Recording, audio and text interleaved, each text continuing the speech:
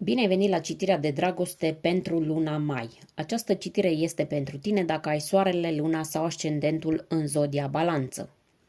Faptul că această citire vine atât de devreme, sau printre primele mai bine zis, nu este întâmplător. Zodia ta a fost una dintre cele mai vizionate la citirile generale pentru luna mai, așa că meriți să fii printre primele semne și în această serie dedicată iubirii. Înainte să începem, îți propun un moment doar pentru tine. Lasă grijile deoparte pentru câteva clipe, respira adânc și intră într-o stare de liniște interioară ca să poți primi cu claritate mesajele care urmează. Începem cu ghidarea pentru tine, dacă ești singur sau singură și cauți o relație conștientă sau te afli într-un proces de vindecare. Vom extrage 3 cărți de tarot care ne vor arăta, în primul rând, energia ta actuală în iubire. Haideți să vedem ce carte primești.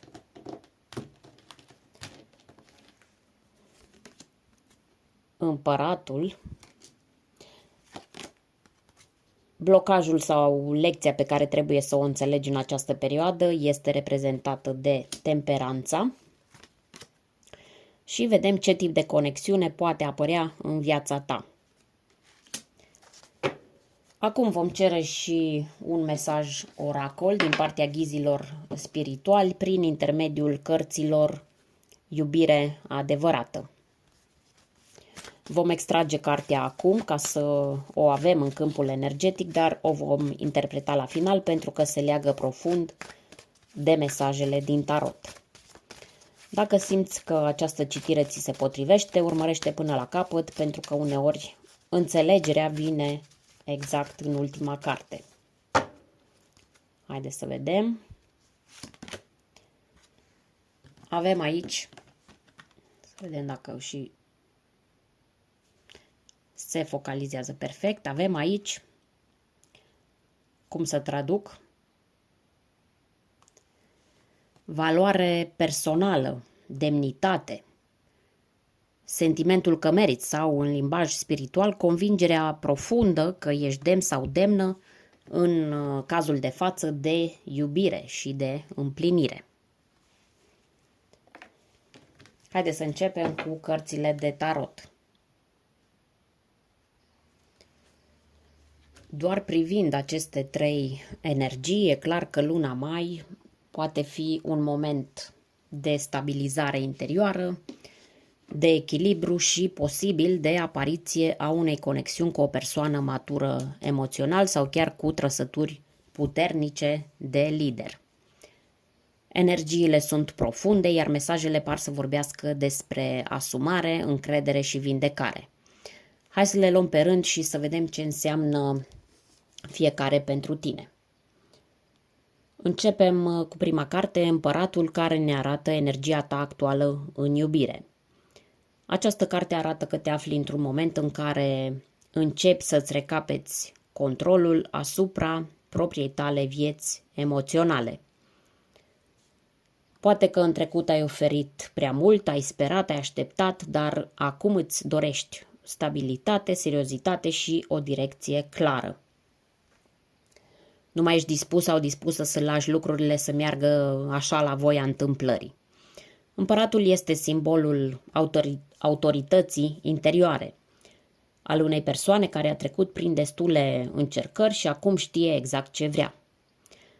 Asta nu înseamnă că nu există sensibilitate, ci doar că ai învățat să-ți pui limitele și să alegi mai conștient cu cine îți împarți energia. Este o carte asociată cu zodia Berbec și cu planeta Marte, ceea ce arată că în luna mai energia ta este una activă, dar și concentrată pe protecție și construcție. Vrei o relație în care să te simți în siguranță, dar în același timp știi că tu însuți sau tu însăți ai responsabilitatea de a-ți crea acel spațiu sigur.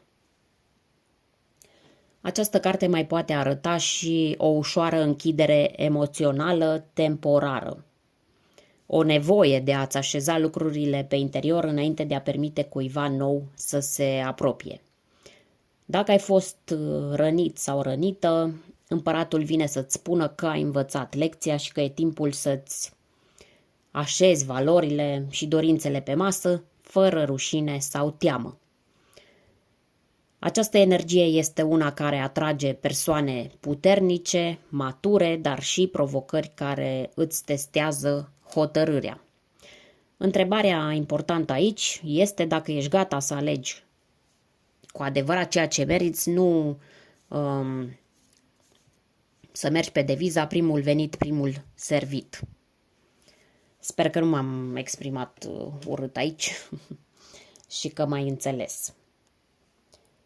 Deci nu neapărat primul care iese în cale trebuie ales.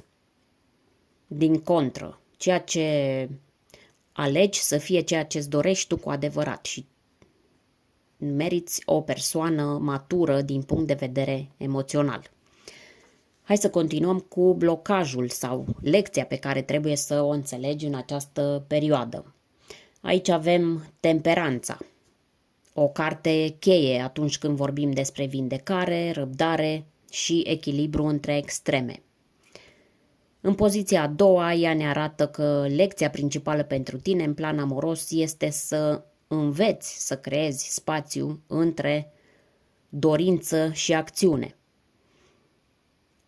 Adică să nu te grăbești, dar nici să nu rămâi blocat sau blocată într-o așteptare eternă.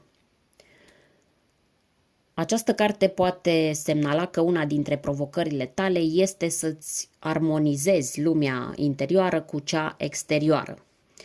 Probabil că ai un ideal despre cum ar trebui să fie iubirea, dar în realitate ai atras experiențe care nu se ridicau la acel standard.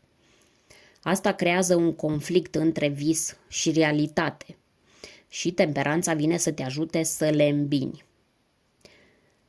În simbolistica acestei cărți, un înger toarnă apă dintr-un potir în altul, fără grabă, fără să verse, cu o precizie liniștitoare. E o imagine care vorbește despre echilibru emoțional, adică să știi cât să dai, cât să aștepți de la celălalt, cât să-i lași spațiu celuilalt și cât să te onorezi pe tine. Temperanța este cartea zodiei Săgetător, ceea ce poate indica o nevoie de expansiune spirituală, dar și o lecție legată de încredere. Ai putea avea tendința să fii fie prea reținut sau reținută de la început, fie să te implici prea mult. Iar în această lună mai ți se cere să găsești calea de mijloc. Practic, temperanța îți spune că poate ai trecut prin experiențe extreme. Fie ai fost prea deschisă și ai ajuns să fii rănit sau rănită, fie te-ai închis complet ca mecanism de protecție. Lecția este să reglezi volumul emoțional, să-ți asculți intuiția și să lași lucrurile să curgă, fără să le forțezi sau fără să le oprești. Este posibil ca în această perioadă să te simți cumva între două lumi, adică nici complet detașat sau detașată de trecut, nici 100% pregătit sau pregătită să pornești din nou în dragoste. Răspunsul nu vine din exterior, ci dintr-un sentiment de liniște interioară pe care în momentul de față îl construiești cu răbdare. Adevărata maturitate în iubire nu se măsoară în intensitate, ci în abilitatea de a păstra echilibrul când lucrurile nu merg cum vrei. Aceasta e lecția temperanței, iar dacă reușești să o înțelegi, atragi parteneri care îți oglindesc același tip de stabilitate. Regele de cupe ne spune ce tip de conexiune poate apărea în viața ta. Această carte este un semn extrem de încurajator în această poziție. Regele de cupe vorbește despre o posibilă conexiune cu o persoană care are un nivel ridicat de inteligență emoțională, o persoană care nu fuge de profunzime, dar nici nu se lasă copleșit sau copleșită de propriile trăiri. Acest tip de persoană vine spre tine nu cu intenții ambigue sau nesigure, ci cu o prezență calmă, echilibrată și gata să creeze un spațiu în care iubirea să poată crește în mod natural. Este acel gen de partener sau parteneră care nu se exprimă prin cuvinte goale, ci prin gesturi constante, prin răbdare și susținere reală. Simbolistica acestei cărți include adesea un tron în mijlocul mării, ceea ce arată un om care stăpânește valurile vieții emoționale. Așadar, chiar dacă această persoană a trecut prin propriile dureri sau dezamăgiri, nu s-a închis. Din contră, și-a transformat rana în înțelepciune. Această carte este asociată cu zodia Pești, dar poate sugera și alte semne de apă, cum ar fi Rac sau Scorpion, sau pur și simplu poate indica o energie blândă, profundă, empatică, diferită de ce ai cunoscut tu înainte. Este cineva care nu vine să umple un gol, ci vine să se conecteze sincer, de la suflet la suflet. În unele cazuri, această persoană poate fi implicată în domenii care presupun ascultare, sprijin sau ghidare. Poate fi terapeut de profesie, profesor, artist, om spiritual sau cineva cu un mod special de a privi lumea. Nu este o apariție superficială, ci una care vine după ce tu ai făcut un salt de maturitate emoțională, așa cum a sugerat temperanța. Dacă e să interpretăm și din punct de vedere karmic, regele de cupe poate aduce o conexiune care te vindecă nu prin pasiune oarbă, ci printr-un fel de siguranță pe care poate n-ai mai simțit-o până acum. Nu este o persoană care joacă tot felul de jocuri amoroase sau care dispare fără explicații. Aici vorbim despre genul de relație cu o astfel de persoană care crește cu timpul. O relație unde comunicarea se adâncește cu timpul, nu se epuizează. O relație în care nu trebuie să te explici tot timpul pentru că ești înțeles sau înțeleasă din priviri. O relație mai puțin dramatică și mai mult autentică. Mesajul oracol pe care l-ai primit: valoare personală. Acest mesaj îți spune că tot ceea ce atragi în iubire începe cu ceea ce crezi în mod conștient că meriți. Dacă până acum ai atras parteneri care nu te vedeau cu adevărat, care nu ofereau stabilitate sau respect, această carte îți pune o oglindă în față.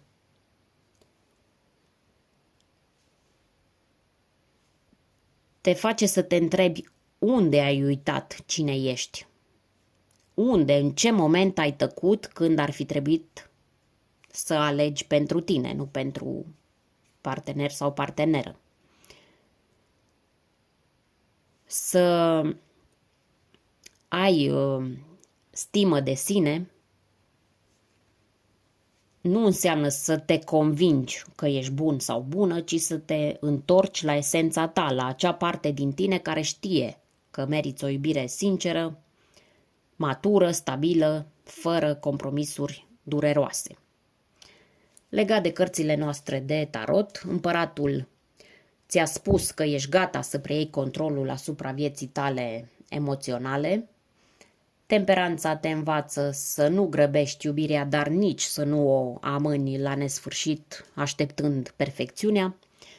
Iar regele de cupe arată că acel tip de conexiune care ți se potrivește poate veni spre tine doar atunci când tu decizi că ești suficient sau suficientă exact așa cum ești.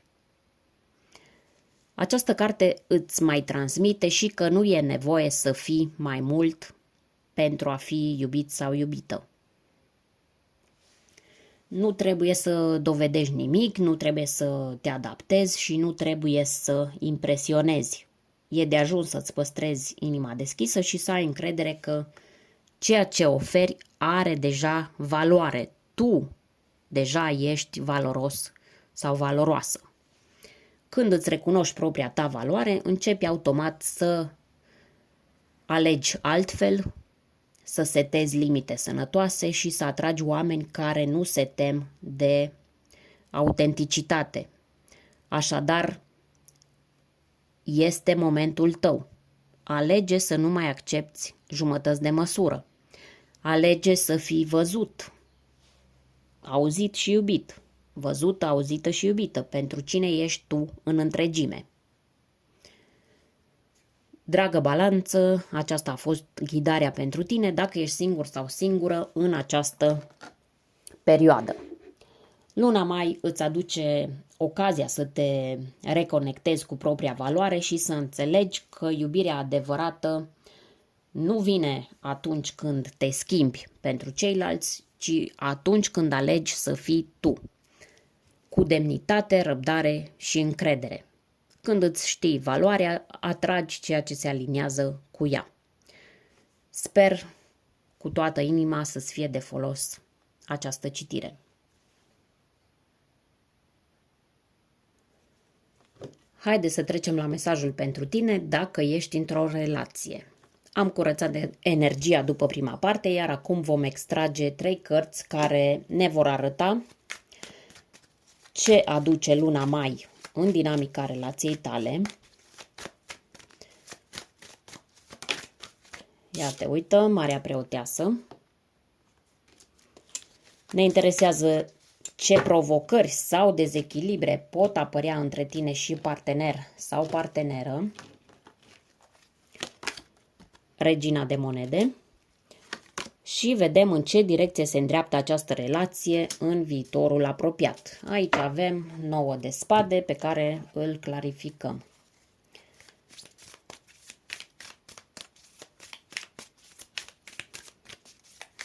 Vedem mai exact ce vrea să ne spună această carte.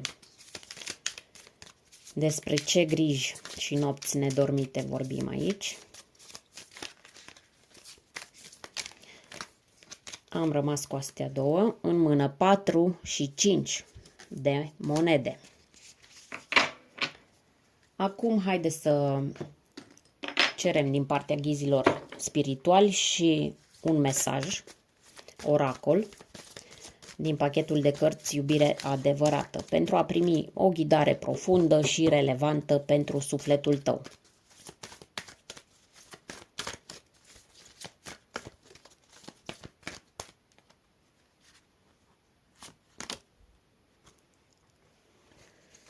Avem aici cartea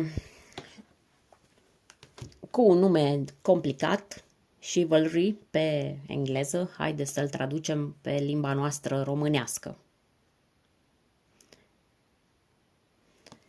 Așa, avem aici cavalerism, îi putem spune. Interpretăm acest mesaj la final în funcție de întreaga citire de tarot. Cărțile de pe masă ne spun că luna mai vine cu o combinație puternică de intuiție, grijă, dar și nesiguranțe nespuse. E posibil să existe o luptă interioară între ceea ce simți și ceea ce alegi să arăți. Există și dorința de stabilitate, dar și o teamă de pierdere sau de respingere. Aceste cărți vorbesc despre nevoia de echilibru între latura ta profundă, intuitivă și partea practică a relației. dar și despre posibile tensiuni care se pot acumula dacă lucrurile nespuse sunt lăsate să fiarbă pe dinăuntru. Hai să le luăm pe rând și să începem cu prima carte, Marea Preoteasă, care ne arată ce aduce luna mai în dinamica relației tale. Această carte aduce cu sine o energie profundă, o energie tăcută, dar foarte intensă. Ea semnalează o perioadă în care emoțiile, gândurile și intuiția vor juca un rol mult mai important decât vorbele sau acțiunile vizibile, faptele.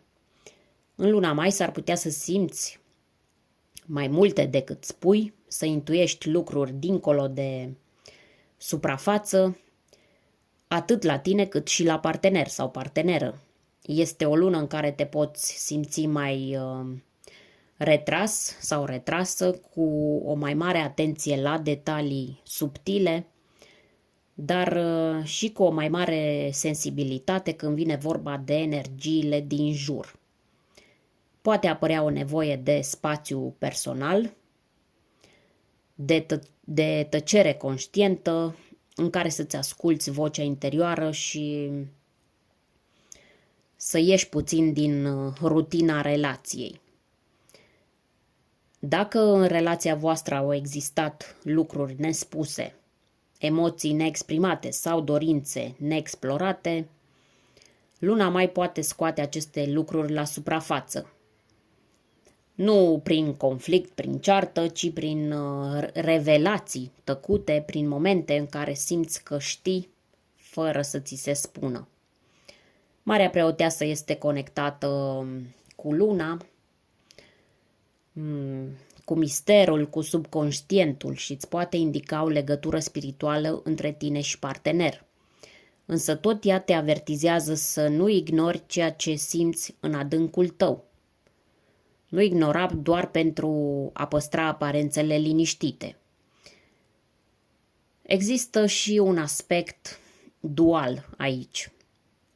Unii pot experimenta o apropiere profundă, tăcută și subtilă în relație, alții din contră pot simți că distanța crește pentru că nu se mai exprimă ce contează cu adevărat.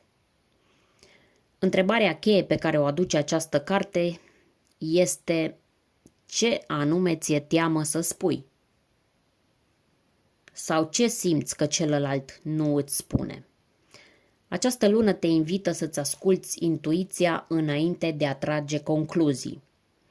Marea Preoteasă îți amintește că uneori liniștea dintr-o relație nu este pace, ci un semn că e nevoie de reconectare profundă. Următoarea carte, Regina de Monede, indică o provocare legată de responsabilitate, grijă și echilibru între a oferi și a primi. Poate că în relația ta unul dintre voi preia mai mult din sarcini, poartă greul emoțional sau material, în timp ce celălalt poate părea mai detașat sau chiar dependent. Regina de Monede este întruchiparea grijii, a stabilității și loialității, dar într-o poziție de provocare ea poate arăta că oferi prea mult fără să ceri ceva în schimb. Te simți nevăzut sau nevăzută pentru eforturile tale sau că rolul tău de susținător te epuizează emoțional. Dacă ai investit timp, energie, sprijin în această relație, poate chiar te-ai pus pe plan secund, ca să nu zic ultimul, luna mai te invită să te întrebi cine are grijă de nevoile tale. Ai ajuns să fii pilonul relației, dar nu cumva te-ai neglijat în acest proces? Regina de Monede este o carte conectată adesea cu energia zodiilor de pământ, mai ales Taur și Capricorn, și poate vorbi despre tendința de a transforma iubirea în obligație. Sau poate vorbi despre atașamente construite pe siguranță materială, dar nu neapărat pe hrană emoțională. Un alt aspect subtil al acestei cărți este lipsa de valorizare. Poate nu ți se recunoaște aportul în relație sau poate partenerul e atât de obișnuit cu ceea ce faci încât a uitat să aprecieze. Provocarea reală nu este să faci mai mult, ci să înveți să spui nu atunci când simți că nu primești echilibru. Gândește-te dacă îți mai este bine în dinamica pe care ai construit-o. Sau poate că te-ai transformat fără să-ți dai seama în adultul responsabil al relației, în timp ce nevoile tale au rămas în fundal. Este o lună care îți cere să reevaluezi ce înseamnă stabilitatea pentru tine. Este ea bazată pe reciprocitate sau doar pe obișnuință? În continuare vedem în ce direcție se îndreaptă relația ta în viitorul apropiat. Aici avem 9 de spade, clarificat cu 4 de monede și 5 de monede. Această carte semnalează o perioadă de neliniște emoțională, griji interioare, insomnii sau gânduri care te apasă. Ce e important de înțeles aici este că aceste stări nu sunt întotdeauna generate de fapte concrete. Mai degrabă sunt generate de frici acumulate, de nesiguranțe nespuse sau de o tendință pe care o ai de a anticipa ce e mai rău. Poate fi vorba de o anxietate legată de direcția relației. Poate te întrebi dacă mai mergeți în aceeași direcție, dacă celălalt mai simte ce simțea pentru tine. Sau dacă ai sacrificat prea mult din persoana ta până acum. Această stare de neliniște poate fi tăcută, dar adâncă. Și poate fi accentuată de lipsa de comunicare. 4 de monede adaugă o informație esențială. Există o tendință de a ține în tine ceea ce simți, de a păstra aparențele. O tendință de a nu te deschide cu totul pentru că îți e teamă că dacă spui adevărul, ceva se va rupe în relație. Poate că și partenerul sau partenera face la fel. Care e rezultatul? Amândoi păstrați tăcerea păsătoare în loc să vă eliberați prin dialog sincer. Această carte arată și o teamă de pierdere. Uneori, chiar dacă vedem clar că lucrurile nu merg bine, alegem să ținem cu dinții de ceea ce avem, de frică să nu rămânem singuri. Însă această rigiditate emoțională menține acest blocaj. Îl menține, nu îl rezolvă. Iar 5 de monede vine să confirme că această închidere duce la o senzație de respingere sau singurătate în doi. Nu neapărat o respingere fizică, poate încă locuiți împreună, vorbiți zilnic, dar în interior te poți simți neînțeles, nesusținut sau ignorat, și varianta la feminin. Important este că aceste stări nu sunt definitive, dar călătoria prin ele, prin aceste stări, cere curajul de a te deschide și de a cere ceea ce ai nevoie, chiar cu riscul disconfortului inițial. Fuga de durere doar o prelungește. Aceste cărți pot arăta un punct de cotitură. Fie relația voastră trece printr-un proces de curățare dureros, dar necesar, fie aceste cărți te îndeamnă să-ți asumi ce simți și să înfrunți realitatea ca să știi în ce direcție mergi cu adevărat. Gândește-te ce e mai greu. Să rămâi într-un gol confortabil sau să faci un pas spre adevăr și libertate emoțională. Acum că am văzut ce transmit cărțile de tarot despre dinamica relației tale în luna mai, hai să ne întoarcem la mesajul extras din oracolul Iubirea Adevărată pentru o ghidare suplimentară direct către suflet. Cartea care a ieșit pentru tine este Chivalry. Îți spun sincer că nu sunt convinsă că am pronunțat corect. Chiar dacă pare un cuvânt vechi sau poate greu de pronunțat, mesajul lui este cât se poate de actual și de puternic. Acest cuvânt înseamnă respectul autentic, gesturile care contează. Este o carte care vorbește despre grija sinceră, despre generozitatea sufletească, protecția și noblețea într-o relație. Într-o lume în care iubirea pare grăbită sau superficială, acest mesaj vine să-ți amintească ce înseamnă cu adevărat un parteneriat bazat pe respect profund și pe gesturi autentice. Dacă în relația ta aceste lucruri au lipsit în ultima vreme, dacă simți că ai fost luat sau luată de bun sau de bună, că gesturile frumoase s-au rărit sau că partenerul nu mai face acele lucruri care îți aduceau bucurie, această carte îți atrage atenția asupra acestui dezechilibru. Nu pentru a te critica, ci pentru a te susține să ceri din nou ceea ce ai nevoie. Această carte înseamnă, acest cuvânt, mai bine zis, înseamnă să fii tratat sau tratată cu grijă, nu cu grabă, să existe gesturi mici, dar semnificative și aș mai spune că înseamnă să ți se acorde timp, prezență și atenție.